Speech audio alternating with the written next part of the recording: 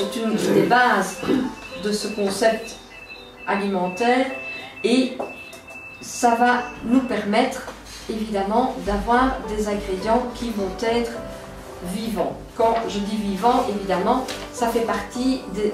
Dans les aliments, vous avez 4 catégories d'aliments, vous les voyez dans le petit tableau. Donc, vous avez les aliments biogéniques, qui sont des aliments qui vont vous donner un haut potentiel vital, donc qui regorgent de vie et qui sont très énergétiques et alcalinisants. Et là-dedans, évidemment, dans les exemples, on a les graines germées, les jeunes pousses, le pollen frais, la gelée royale, le réjuvélac, les algues. Alors, le réjuvélac, c'est le jus de céréales qui ont germé. On apprendra, je vous le réexpliquerai quand on arrivera au cours des céréales. Vous avez alors les aliments qui sont bioactifs. Donc quand on dit bioactif, ça dit bien ce que ça veut dire. Ça veut dire que ça nous maintient notre potentiel vital.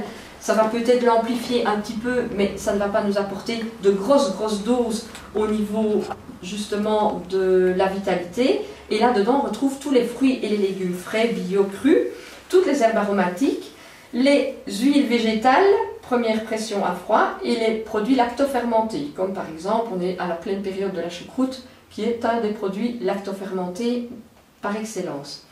Dans les aliments biostatiques, là aussi, qui dit statique, nous n'avons plus de potentiel vital qui sera apporté, que du contraire, peut-être que parfois ces aliments-là vont nous amputer d'une partie de notre énergie ou notre potentiel vital, ou en tout cas vont avoir besoin d'autres aliments qui regorgeront de plus de vie pour pouvoir être assimilés correctement.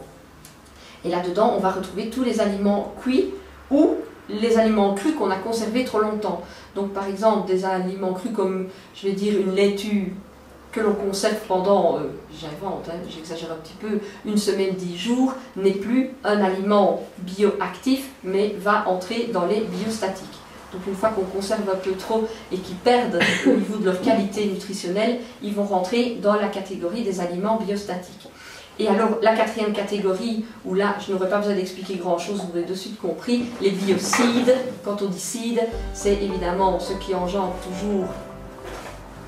Ce qui est cide, c'est comme fongicide, herbicide, donc c'est ce qui engendre la mort, entre guillemets quelque part, donc c'est ce qui va être traité chimiquement, irradié, malmené, ou qui auront été